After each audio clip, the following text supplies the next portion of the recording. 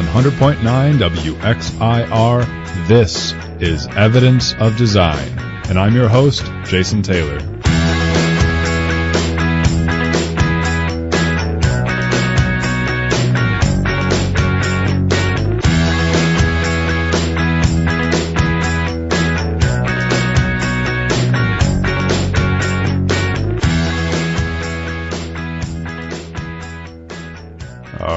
Good morning, Rochester. It's Saturday, March 10th. This is Evidence of Design. My name is Jason Taylor, and I'm joined here with Matt Treadwell. Hello. This is our second episode of Evidence of Design. Only our second. We were on last week talking about what it means to be an American, and this show is all about investigating some of the background, political, economic, and social conditions going on in our society. It's pretty broad, but what we want to connect everything to that we talk about is something called the political economy. And that is really the political economy is really what are political choices, what are our political choices, and how do they reflect our economic outcomes. So what is the relationship between our values, our politics, and then how does that relate to our economics and our material conditions and really how society is constructed. So it's pretty broad, but we hope that you'll see the connections as we go throughout the weeks here. And we're really excited about today's episode, which is gun violence. So, of course, guns have been in the news recently mainly because of the tragic events in Parkland. And on today's episode, we're going to really delve into gun violence as sort of a social phenomena. We're going to look at gun violence in America and internationally, but we're also going to investigate sort of a guns 101, like how do guns work? Because I think everyone knows what a firearm is, but we'll sort of look at... There might be like a lot of terms that you've heard thrown around in the news and media lately that you might be familiar with, but not necessarily fully understand or are aware of their connotations. Exactly. So we wanted to provide a working vocabulary for you. And if folks have listened last week, we're pretty big on having things be defined because, again, we need to have a shared definition of what we're talking about, the shared set of facts, really, to begin with.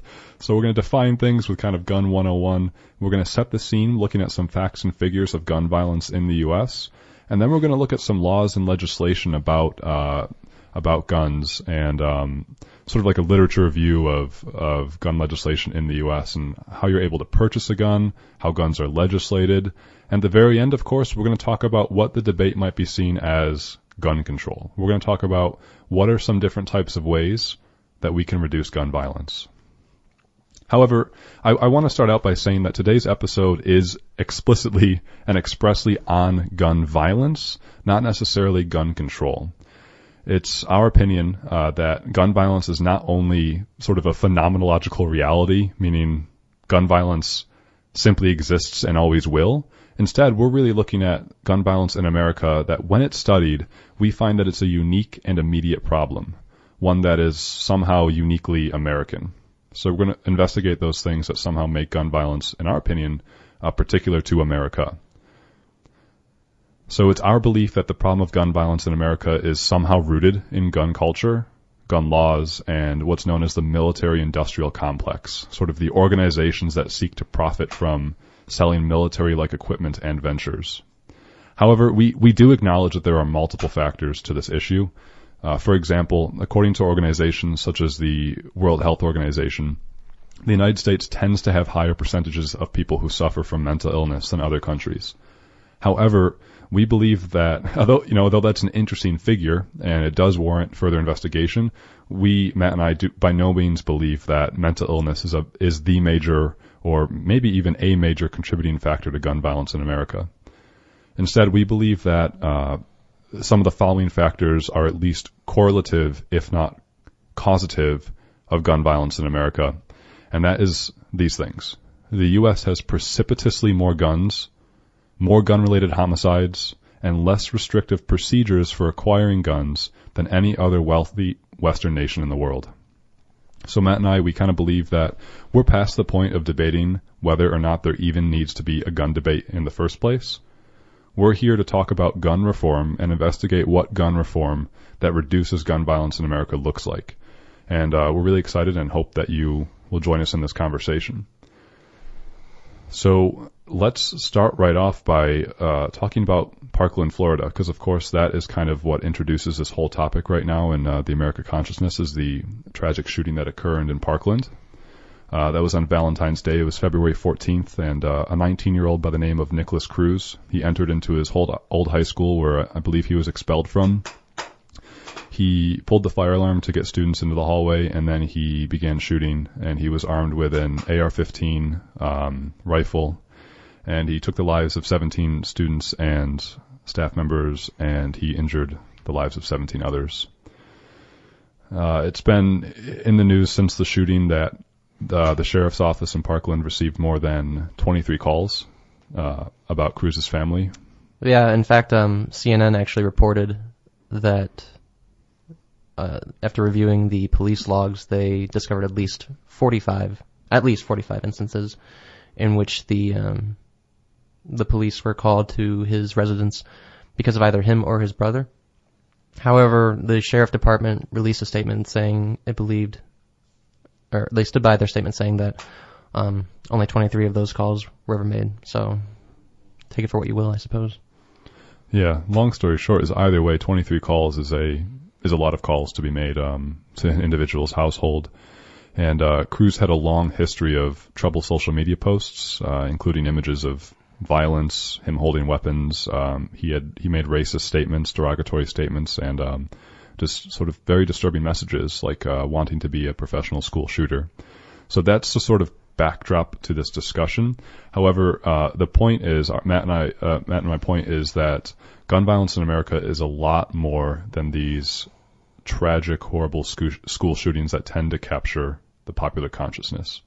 So just in the past, let's say, decade or so, here's a list of the mass shootings in order of number of lives lost. And there was Las Vegas, Nevada in 2017 by Stephen Paddock. 58 individuals lost their lives. Orlando, Florida, Pulse nightclub in 2016. Omar Mateen took 49 lives. Virginia Tech, 2007. Song Hui Cho took 32 lives. Sandy Hook, Connecticut. Adam Lanza took 27 lives. Sutherland Springs, Texas, 2017. Devin Patrick Kelly took 26 lives. Parkland, Florida. Nicholas Cruz, 17 lives. San Bernardino, 2015, 14 lives. And then Fort Hood, Texas, 2009, 13 lives. Columbine, 1999, 13 lives. Charleston, South Carolina, 2015. Dylan Roof took 9 lives. There are so many more, of course, tragic events like that have happened. That's not an inclusive list of everything.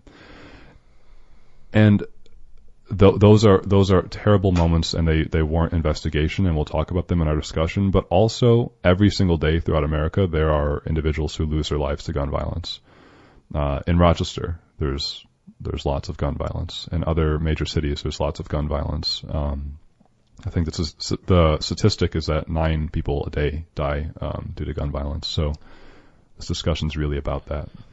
The problem with viewing gun violence as an issue that only arises whenever there's a mass shooting is that the reality is much more insidious.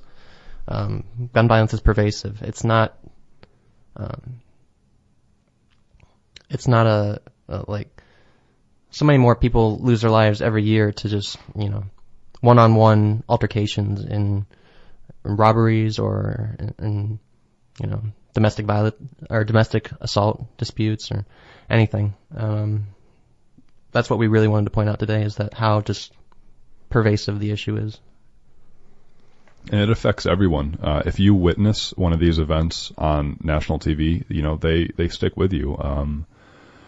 I have sort of those flashpoint memories, kind of like if you were old enough when 9/11 occurred to sort of, be able to remember the things going on in your life. I mean, that's kind of like a flashpoint in people's lives where they remember where they were. And these events, these mass shootings, are sort of flashpoint moments for me. I can remember where I was during most of them. And that's important. But also, again, to maybe beat the point home again, is there's a lot more going on than just these mass shootings. So let's set the scene a little bit. What are some facts and figures about gun violence in America? And we really we did a lot of research for this episode. we work and have other hobbies and life responsibilities. But the important point is we're going to try as much as possible in our shows to explain to you where our sources come from, right? So we'll try to annotate as much as possible so you can look these things up yourself. Some facts and figures about gun violence in America. 40% of American households are reported to own a gun, and that's from a 2017 Pew Research poll. 64% of all homicides in the U.S. are caused by firearms, and that's from 2016 FBI crime statistics, and that is far more than any other country, at least wealthy Western and so-called industrialized countries. 64% of homicides is more than, that is abnormal. And on average, between 2011 to 2015, there's around 13,000 homicides per year. So per year, there's around 13,000 homicides, and around 9,000 of those are due to gun violence. So again, that's that 65% figure. Around 9,000 of all 13,000 homicides per year are due to gun violence, and around 6,000 of those are due to handgun violence. So the debate often in sort of the national debate is usually centered around, these rifles, assault weapon style rifles, and we'll definitely get into that too. But it's important to note that most firearm deaths are caused by handguns, not the types of rifles that you see, not the types of weapons you see being used in the national shootings. So we'll investigate that some more. There's also, this is a sort of a mind-blowing statistic for me. There's around 300 million guns in the U.S. If you know what the population of the U.S. is, it's around 325 million. That means there's about one gun for every person who can hold it in the U.S. So in theory, every single individual in the U.S. owns a firearm. That is abnormal as well. The only other country that even comes close to that in the world is Yemen.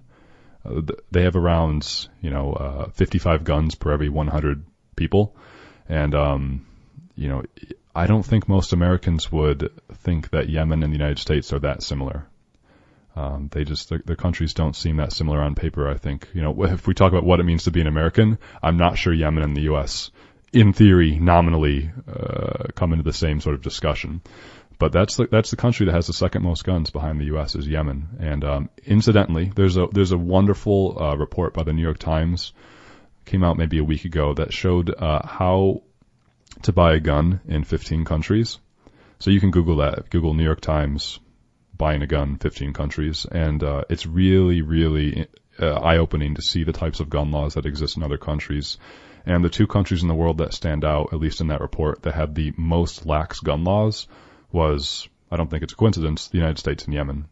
And both gun laws in both countries essentially round up to show up at a place that sells a gun and purchase a gun. By and large. Of course, we'll investigate that a little bit more. And just one more fact and figure: there's been more than 90 mass shootings in the U.S. at least since 1982, and that is more than any other country in the world. And a mass shooting, by the way, it was redefined after the Newtown, Connecticut school shooting. It used to be any incident that's not. I can't exactly speak legally how it's defined, but I know it's any incident where there was 4 more people who were dying. Sort of on purpose at a time. And after Newtown, Connecticut, they changed it to any incident where there's more than 3 people being killed at a time. And so there's been more than 90 mass shootings in 1982. So a quick recap of all those facts and figures is that there's a lot of guns in America. It's fairly easy to buy those guns, and there is an unusually high rate of gun violence in America. When compared to other Western countries. Exactly, when compared to other countries. So let's really investigate a little bit about, gun 101. Like, what is a firearm? How does it work? Bear with us if this seems a little trite, but we think it's an important conversation to have. And a firearm, a gun, is really any device that uses explosive force, such as gunpowder, to project a small piece of metal accurately and at high velocities. So when we're talking about a gun, it's any technology that is meant to fire things very at high speeds and accurately, and that's really what a gun is. It hasn't been around forever, of course, and especially the technology that exists nowadays in terms of firearms, they are phenomenally different than firearms that existed back when they were first invented. I think gunpowder was invented in China in like, I don't know, 1300s or something. And then at least with my sort of everyday terms, Fireworks. Yeah, fireworks, exactly. Yep, fireworks. And I picture guns used in like, I don't know, pirates or, these mass culture things like American Revolution. The point is those guns are very different than the types of firearms that exist today in terms of what they're capable of doing. Firing things faster, higher velocities, more accurately. And so the whole point of going through this conversation about Guns 101 is I have a hypothesis that if people knew the destructive power of firearms, I think there'd be a lot more resistance to them. That's simply my theory, is that most Americans probably don't understand the types of damage that firearms can cause and how easy they can do that damage. That's my theory, and it kind of comes from this quote from Chris Rock, actually, of all people, and it says, he said, if poor people knew how rich people are, there would be riots in the streets. So I sort of appreciate that, and the idea is, I don't think we're fully aware about some of the things that are going on, and if we knew, I think we'd be doing a lot more about them. So that's our theory of doing this. And we wanted to define a few things for you about, like, what is a gun? You've heard about assault weapons, you've heard about magazines, calibers, and Matt, do you want to introduce some of these sort of definitions? Sure. Well, a magazine, which is can also be referred to as a clip, although technically a clip and a magazine are very different. But magazine is what you'll find in most modern weapons these days, which is just a casing that holds a set number of bullets. Some states in the United States have a limit on so-called high-capacity magazines. For example, New York State has a limit of 10 bullets per magazine. You can't purchase or own magazines in New York State that hold more than 10 bullets. But there are plenty more states in the U.S. that don't have a limit on any number of bullets you can put in a magazine. It's actually far more common for there to not be a limit than for there to be one. Assault weapon. This is kind of a... And Matt, if I will, I'm really sorry to interrupt. Oh, sure. The difference between a clip and a magazine, too, pejoratively, if you hear it around in the news or whatever, you might hear both. Clips are generally sort of, I picture them as like banana bullets, kind of. Back in World War II, they were really common in terms of how you would load your gun. Is there'd be like a sort of a vertical piece of metal where all the bullets were kind of attached to it. So you load your gun, you load all of the bullets into your gun sort of at one time. The clip is in and of itself, you just throw the clip right into it. A magazine, you load the magazine prior to putting the magazine into the gun. So a magazine is like a little rectangular container, and you put the bullets individually into the magazine. And so your magazine can hold up to, like Matt said, it depends on the laws, depends on the magazine. It can hold up to different types of bullets, and then you put the magazine back into the gun. So there are small differences, but in terms of most guns that are being talked about, in terms of restricting what's called high-capacity magazines, we're talking about magazines specifically because they vary very differently in terms of how many bullets they can hold, where clips are generally the same amount of bullets as in around 5. For like guns in World War II, they held around 5 bullets. Magazines, of course, can hold up to 100 more. It all depends. There's so much variability with all of this. But take it away, Matt. Sorry to interrupt that a little bit there. Oh, you're fine. The next definition we wanted to give is assault weapon. I'm actually reading this straight from an article on Mother Jones called A Non-Gun Owner's Guide to Guns. And they wrote, assault weapon is a nebulous and relatively recent term. It generally refers to a class of military-style, semi-automatic magazine-fed rifles and carbines that fire high-powered ammunition and carry features or modifications that could be especially useful in combat. They evolved from military assault rifles, models such as the AK-47 and the M16-M4, which are selective fire weapons, meaning depending on the model, the shooter can select whether the gun fires in semi-auto, full auto, or 3-round bursts. The most common assault weapons are civilian variations on the AK-47 and M16 designs. These include the Bushmaster carbine used in the Nuketown Massacre, And the Federal Assault Weapons Bill, which became law in 1994 and expired in 2004, which we're going to go into a little bit more in depth a little bit later in the show, banned specific types of guns such as AR-15s, MAC-10s, and TEC-9s. But it also forbade possession of rifles and handguns that featured 2 or more military-style modifications. Military-style modifications such as pistol grips, oversized magazines, and folding stocks. In California, which is one of the few states that maintains its own ban on assault weapons, I'm sorry, we don't need to go into that. Yeah, we can. There's so many rabbit holes that we can just keep going down through. Yeah. Did you have something to add to that? Yeah, I did. So I'm sorry, I'm just trying to think here. So assault weapons, just like you said, Matt, is a nebulous term, and it's really important to note that. So some people are going to say assault weapons don't exist, right? Right. The Second Amendment, I have the right to own any single gun I want, and sure, maybe. The point is, an assault weapon is, to me, an assault weapon is what is the weapon designed to do. Of course, all guns are meant to end things' lives, right? Guns are meant to end lives. There are lots of guns out there, though, that it's fairly hard to end. I mean, no, all guns is fairly easy to end something's life with. But comparatively. Comparatively, right, comparatively. So you can buy what's called like a .22. It shoots the bullet, called the .22. You can buy a .22 bolt-action rifle that fires relatively slowly. It fires a low-caliber round. That is very different than owning what I would classify as an assault weapon, like an AR-15 or an AK-47, that is designed to fire high-caliber rounds at high velocities, accurately, at high rates of fire. We should say that caliber refers to the size of the bullet. Yeah, so there's lots of different types of bullets, and the size of the bullet matters. If you're using a .22, that is very different than firing a .7.62, which goes out of an AK-47, or a .5.56, which comes out of an AR-15. There's lots of different bullets out there, and you don't really hear in the national debate, like, should we be restricting the types of bullets that civilians can own? Well, I think that's open debate, in terms of wanting to reduce gun violence. I think that should be open to debate, because in theory, if you like an AR-15, like, gun owners out there probably buy guns because they like the looks of the guns as well. If you like how an AR-15 looks, in theory, we could be making AR-15s that look just as they do, but they are only allowed to fire .22s. Function similarly to, say, a sporting rifle. Right.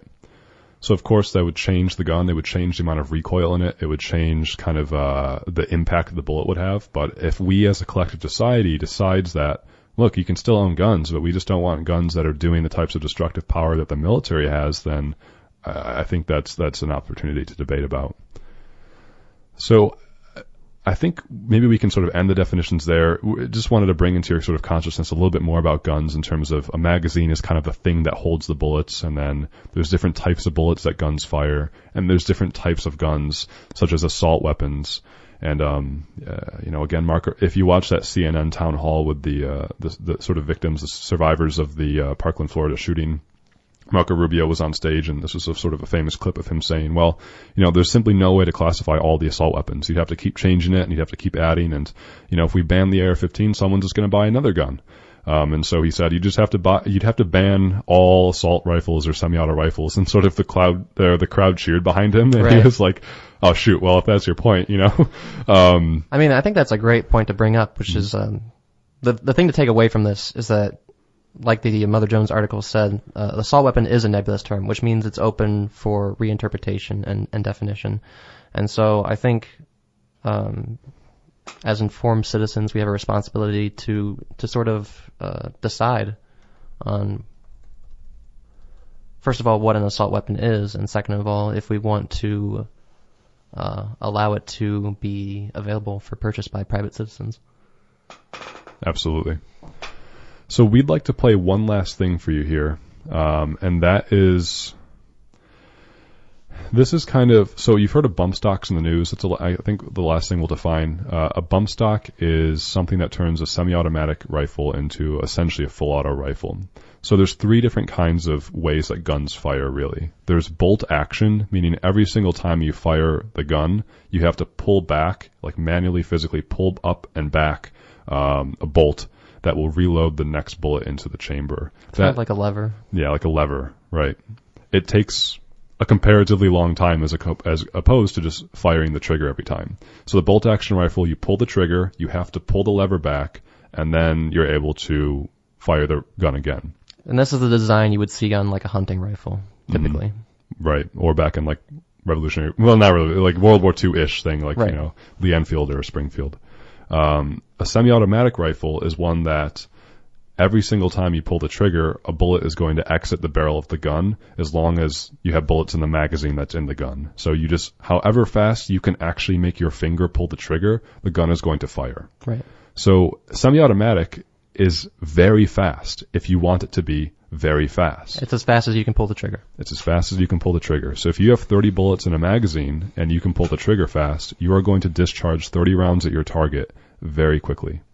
A fully automatic weapon is something where you don't have to pull the trigger, you just hold the trigger down and it's going to discharge all the rounds. So that's, of course, the fastest rate of fire, and different guns have different rates of fire. But we'd like to play for you a short clip of the difference between a semi-automatic gun firing versus a gun, the same semi-automatic gun equipped with a bump stock. And a bump stock is simply a gun accessory that changes the fire rate of the gun such that it mimics full auto fire. And a bump stock was used in the shooting by Stephen Paddock in Las Vegas last year. It was not, to my knowledge, used in any other mass shooting, at least popular consciousness, but it's up for debate about whether it should be banned or not. So if you're someone who sounds of guns firing, bothers you, I would recommend just turn your volume down for the next minute. But let's play a clip now of an AR-15 being fired in semi-auto.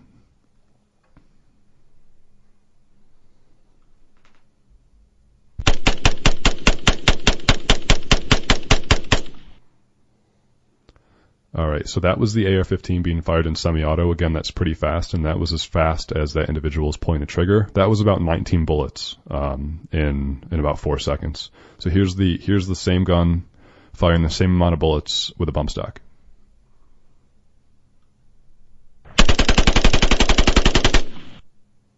So that is the same amount of bullets, AR-15, in less than half the time, about 19 bullets in around 2 seconds.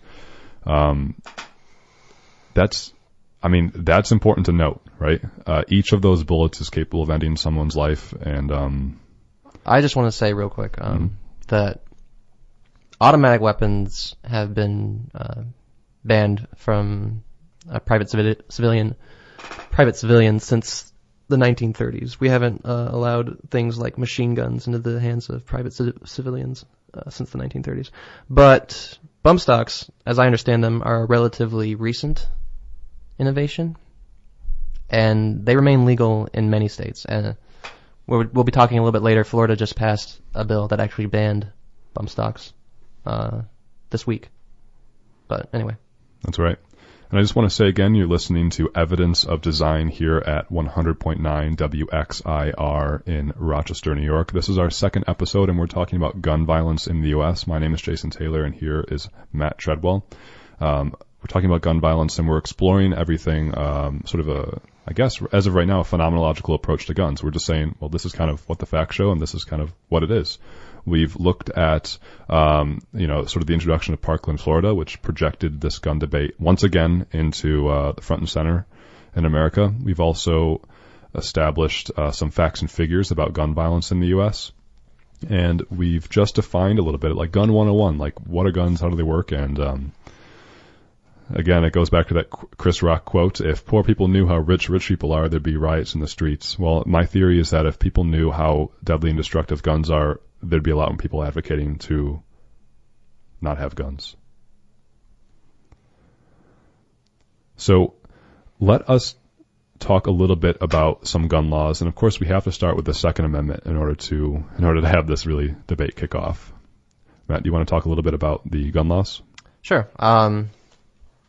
We sort of jotted down a quick sort of like layman's list of laws to go over, and I'm gonna first read the Second Amendment to you all, which is a well-regulated militia being necessary to the security of a free state. The right of the people to keep and bear arms shall not be infringed. So, One of the things that struck me about this is it's relatively short, considering that it's given so much weight by so many who entered this discussion.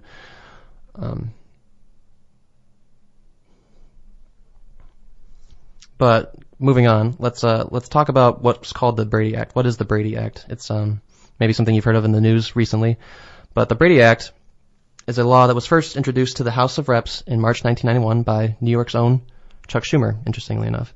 The final version was passed in November 1993. The Brady Act is basically what's responsible for, it was written sort of at a time when gun violence was on the rise in America. There were a lot more mass shootings, and it's actually named after Ronald Reagan's press secretary, James Brady, who was critically injured in an assassination attempt on Ronald Reagan's life in 1981.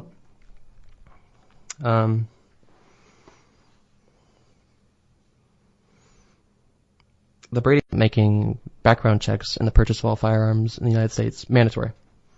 Originally, it mandated a 5-day waiting period on all firearm purchases. However, this provision was struck down in a Supreme Court case known as Prince versus United States, which found the waiting period violated the 10th Amendment, the 10th Amendment being any power not expressly given to the federal government in the Constitution is reserved for the states.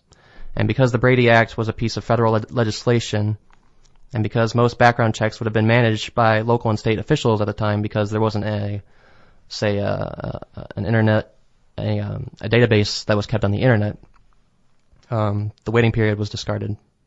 However, thanks to the FBI, we now have a database known as the NICS, or the National Instant Criminal Background Check System, which is managed by the FBI. And basically, the prohibitions that are looked for in your standard background check as defined by the Brady Act are, number one, has the person in question been convicted of any crime punishable by an imprisonment for a term exceeding 1 year? Are they a fugitive from justice, meaning is there a warrant out for their arrest? Are they an unlawful user of or addicted to any controlled substance? Have they been adjudicated as a mental defective or committed to a mental institution? Are they an alien illegally or unlawfully in the U.S.?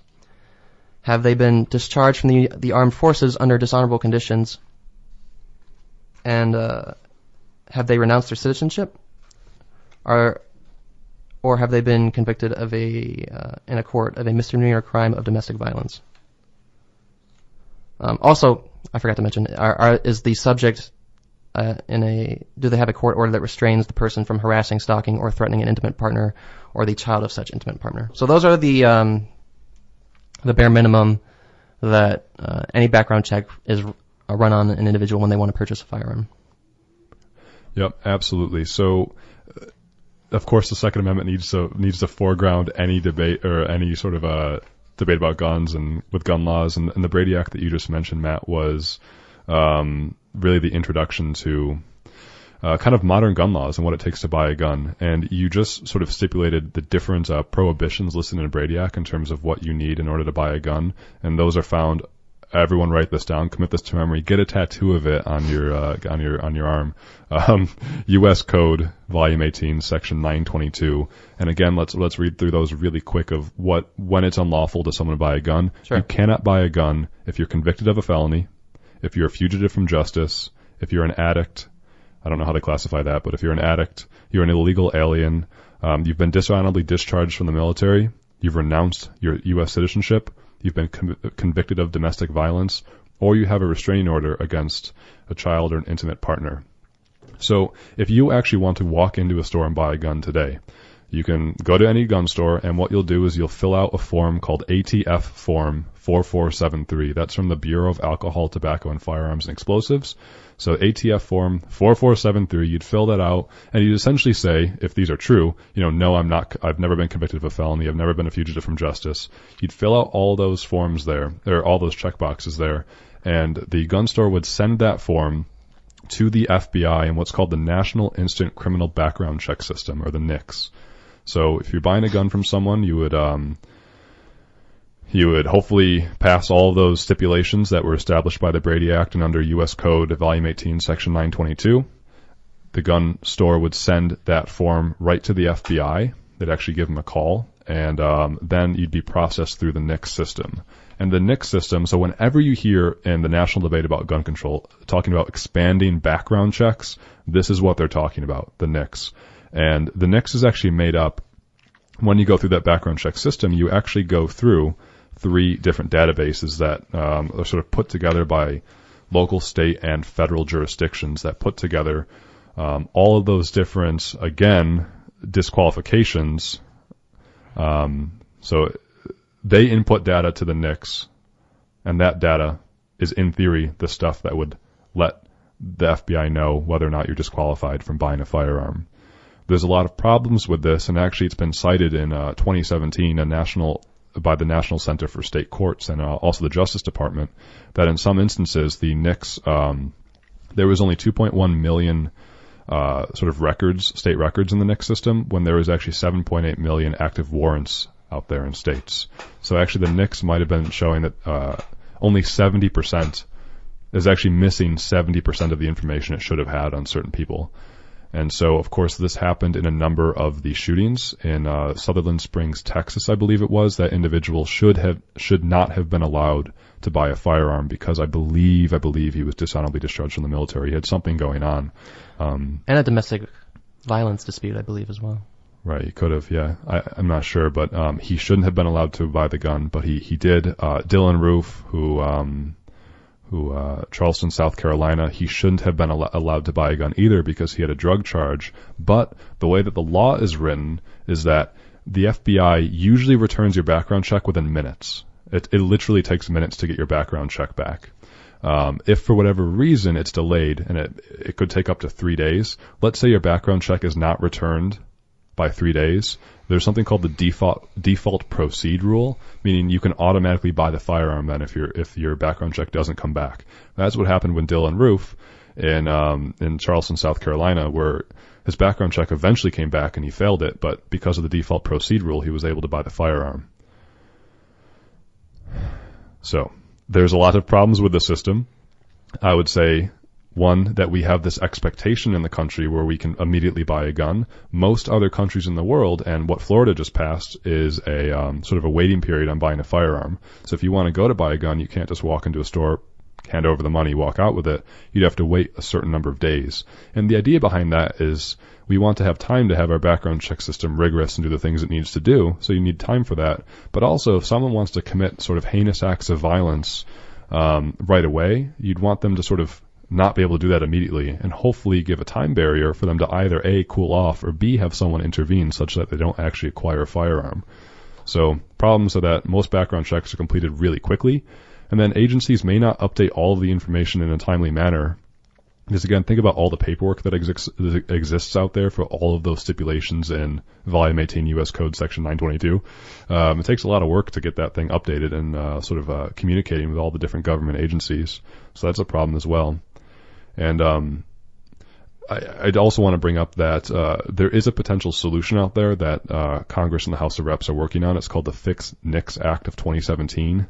And I believe that passed the House, and now it's in the Senate. And that essentially, what that act would do is it would require federal agencies to certify that they've submitted information to the NICS system at least twice a year. So whereas now they're supposed to do that anyways, these federal agencies would have to actually write to the Attorney General saying, yes, I've done the things I've needed to do, but they'd have to do that twice a year. The problem, of course, is that if you just turn in all of your information to the Attorney General at the end of the period in which you have to turn it in, before that period, there are still people who might be able to buy firearms because they're not appearing up in the system. So those are some of the problems with the background check procedure. But that's kind of how background checks work. And we'd like to quickly define here an interesting phenomenon known as the Dickey Amendment. And Matt, do you want to kind of introduce that for folks?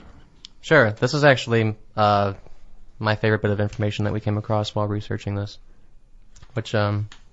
So the Dickey Amendment. In 1996, there was a federal omnibus spending bill, which is basically just when Congress allocates funding for the various departments like housing, energy, the military, what have you. The Dickey Amendment was introduced as a rider to that bill, and so this is interesting because many of you might not know what a rider is. I didn't when I first heard about it, but a rider is essentially an amendment that's added to a piece of legislation, and it usually has very little in common with the bill it's being added to. Oftentimes, a rider is added to a bill because the rider in question would have difficulty passing as a bill of its own. But also, there are cases where a rider is added to a bill simply to make the bill it's being added to less popular. So basically just to kill the bill, which is kind of scummy. But anyway. Democracy in action. Yeah.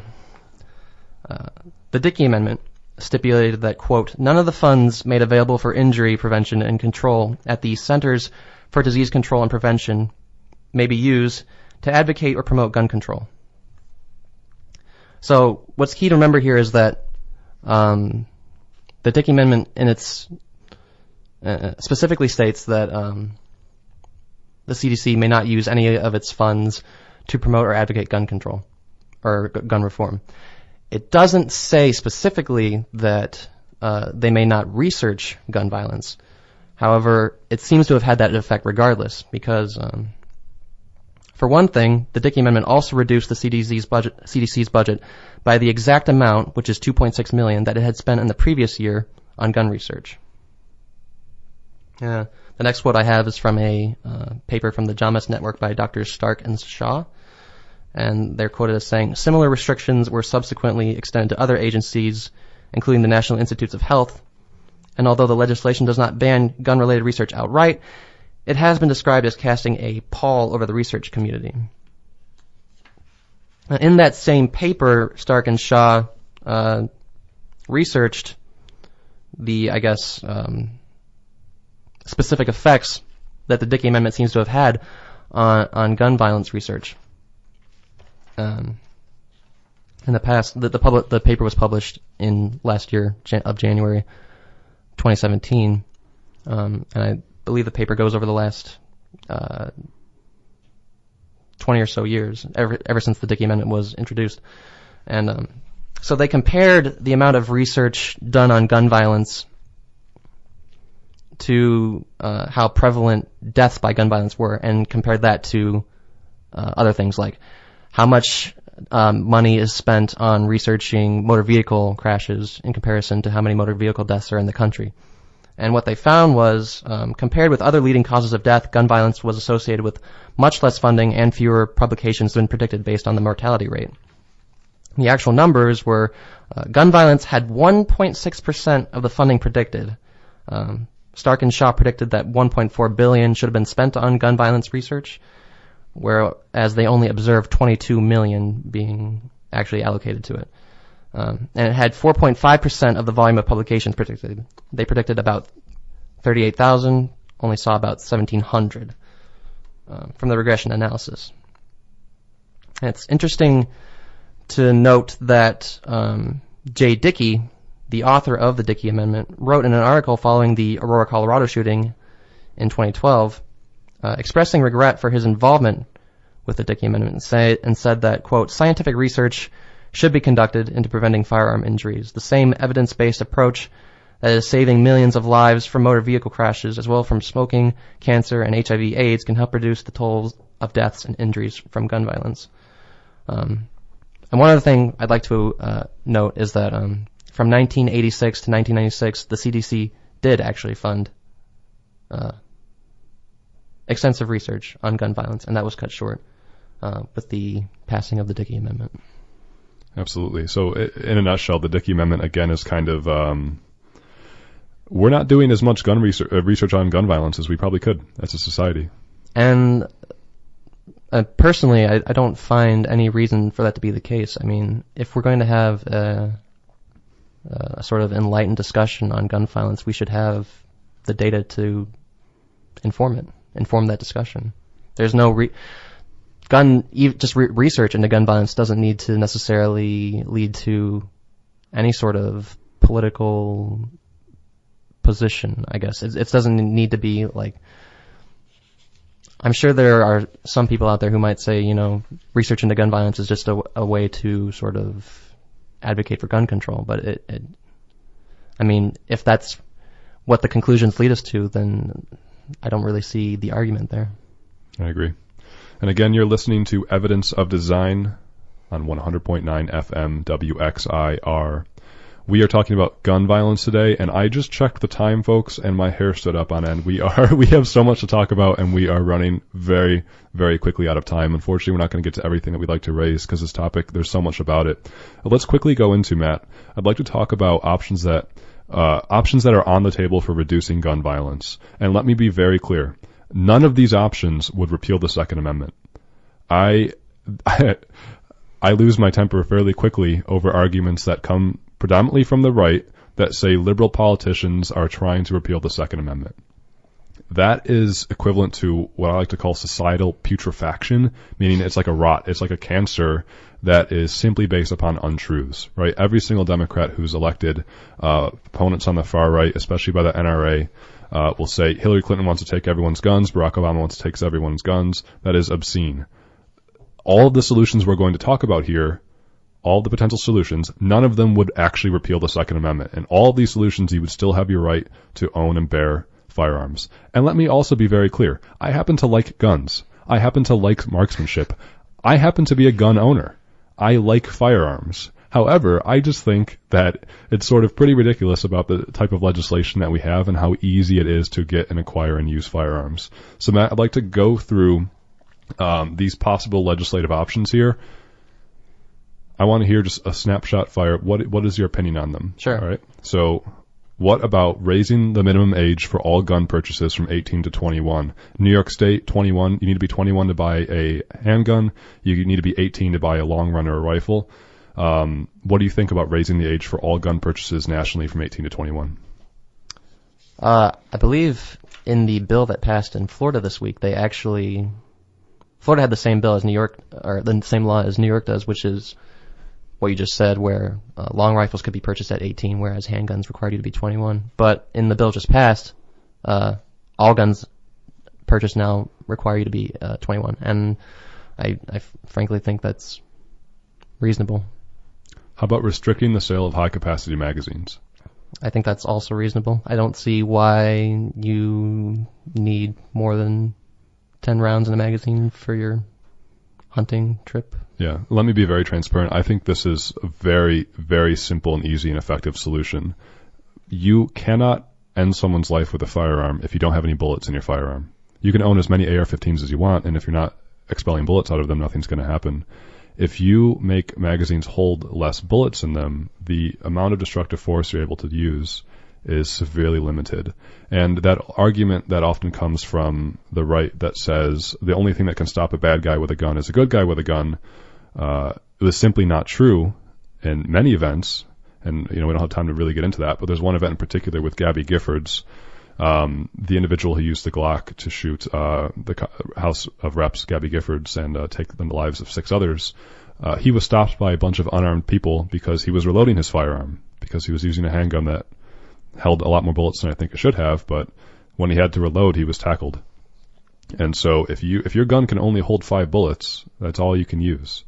And I think that's a strong argument.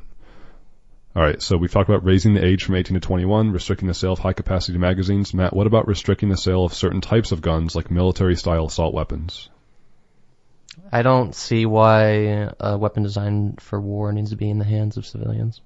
Restrict the sale of certain types of gun accessories, like bump stocks? Certainly.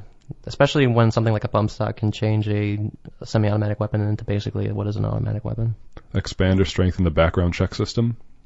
I think we saw previously, as you said, that system is in dire need of reconstitution.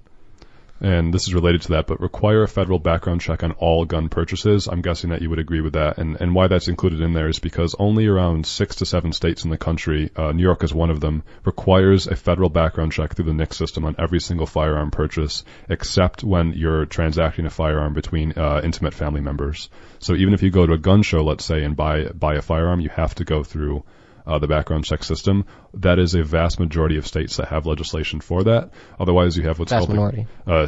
Thank you, vast minority. Otherwise, you have what's called the gun show loophole, where you could go to a gun show and just buy a gun and there's no background check. Or even purchase one online. Or online, exactly. Through Craigslist, for example. What about establish a mandatory waiting period for all gun purchases?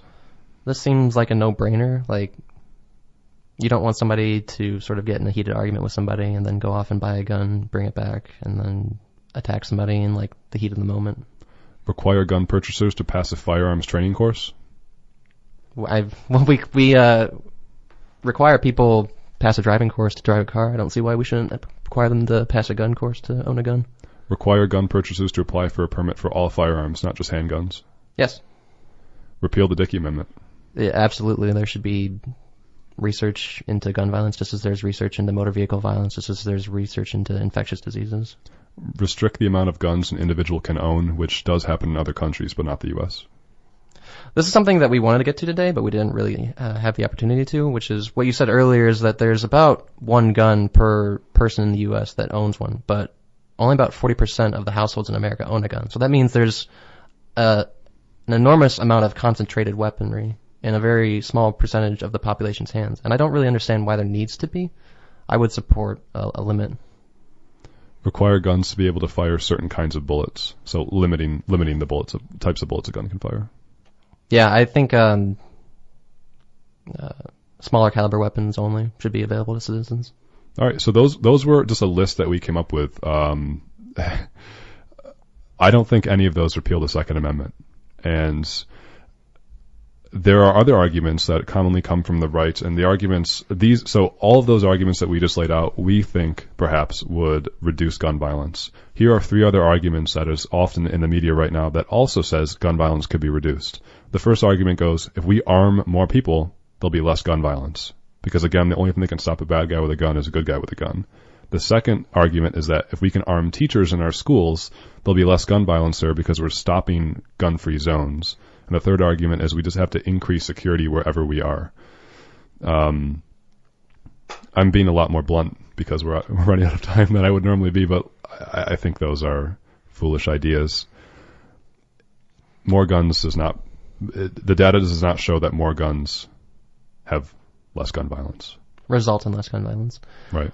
I would personally say that maybe it is true that a good guy with a gun is usually the force that stops a bad guy with a gun, but I think typically the good guy is usually a police officer in most cases, meaning a trained individual whose responsibility is to sort of know how to act and respond in dangerous situations. The average citizen, I feel, does not typically have the know-how, the training to respond in a live fire situation. In fact, an example I'm fond of citing is in the 2014 Las Vegas shootings with the married couple Jared and Amanda Miller, where they killed 5 people, including 2 police officers. They fled into a nearby Walmart after shooting up a restaurant, I believe, where a Joseph Wilcox, who was an armed civilian, took aim at Jared. But on his way to sort of aiming at him, he passed Jared's accomplice, Amanda Miller, who he did not realize was armed, and Amanda actually killed Joseph Wilcox. And it was, a terrible tragedy because Joseph Wilcox was, a good guy with a gun who was gunned down because he didn't have the training or the foresight to realize what he was getting into. Absolutely. And we'd like to end the show here real fast by playing 2 clips for you, Matt. If you can, so Donald Trump held a bipartisan meeting on gun violence with legislators after the Parkland shooting. This is a clip from that meeting from Senator Chuck Grassley. He's a Republican from Iowa. If we can play that clip on culture. Following on what Marcia said about the incivility of our society and the culture of our society, the thought came to my mind that maybe you could show leadership about all the violence we have out of Hollywood and all these videos. If you watch Fox News, probably, like I do, and every night you see all these films about everybody being blown up. Well, just think of the impact that makes on young people. And get them in here and preach to them like you're preaching to us. Yeah, but actually Fox News does a very good job, relatively. All right. So Chuck Grassley, my friend, he watches Fox News and watches all people getting blown up. Well, Fox News, folks, purposely creates a culture of fear because that's how they get people to watch them and listen to them, and that's how they cater to their audience. So Chuck Grassley is absolutely right. We do have a problem in our culture. A problem in our culture that produces fear and produces violence. And I would argue that that culture comes from the party that Chuck Grassley is a member of. Fox News purposely creates fear because it's part of the well, I would argue it's part of the military-industrial complex that produces guns. Matt, can we play that? And this extends into this next clip by Wayne LaPierre, the CEO of the NRA, and this was at the CPAC, the Conservative Political Action Committee, like a week before the clip you just heard. In my 3 decades of leading the NRA, I've had the pleasure of working with a number of Democrats who believed America to be the greatest country in the world because of our free market capitalism and because of our individual liberties.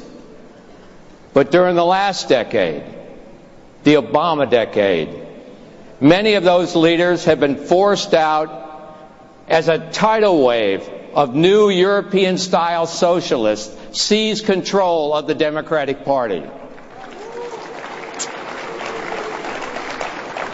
Obama. Okay, that clip goes on, but let's be honest here. If that is not producing fear, I'm not sure what is. And do I really need to go into the American carnage type of message that our president promotes? The idea, folks, is that we can have reasoned gun debate, such as all the things that we talked about, raising the age, making firearms training mandatory, things like that, that don't produce a culture of fear, that produce a culture of reason and democratic decision-making. If we want to live in a world that we think that we need to be protecting ourselves from unseen and foreign enemies at all times, or in the words of Wayne LaPierre, European-style socialists who don't believe in capitalism, well, I think it becomes very clear what the interests of the NRA is, and the interests of the NRA, ladies and gentlemen, folks, is to make money. It is not to protect the freedoms and individual rights of people. It's to make money. And how they make money is by making people afraid of each other so that you go out and buy a gun, making the NRA money and making our culture less whole and less wholesome. That's... Or real quick, we just want to do a quick plug for the March for Life on March 24th in Washington Square Park. It's from 3 p.m. to 5 p.m. We'll be there. We'll be there, and please, let's continue this conversation. We had so much more we wanted to get into, so we'll have to budget our time better in the future. But let's have these discussions, folks. We'll be making a Facebook and other media accounts soon that you can communicate with us. So we can have these discussions. We'd love to take callers. Actually, we planned on taking callers today, but we got to budget our time. So, folks, thanks a lot for listening. We'll be back soon. Probably next week, Saturday, 11 a.m. to 12 p.m. This was Evidence of Design on 100.9 FM WXIR. I'm the host, Jason Taylor, and joined by my good friend Matt Chudwell. Thanks a lot, everyone.